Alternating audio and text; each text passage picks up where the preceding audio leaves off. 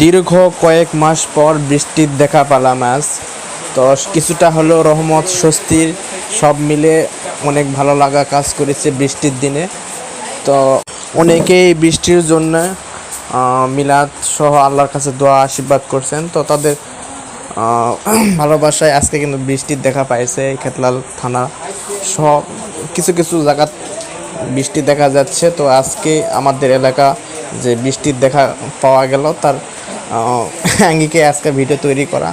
তো আপনারা রহমতের বৃষ্টির জন্য অপেক্ষা করছিলেন, কিছুটা হলো স্বস্তির হাওয়া দিচ্ছে বলে আমি মনে করি। তো আপনারা বৃষ্টির দিনকে উপভোগ করুন, সুন্দরময় দিন কাটান। বৃষ্টির দিন অনেক কিছু করতে ভালো লাগে। তো সবগুলো ভালো লাগা কাজকে উপভোগ করুন। তো ধন্যবাদ, দেখা হবে নতুন আর একটা ভিডিওতে, পাশে থাকবেন।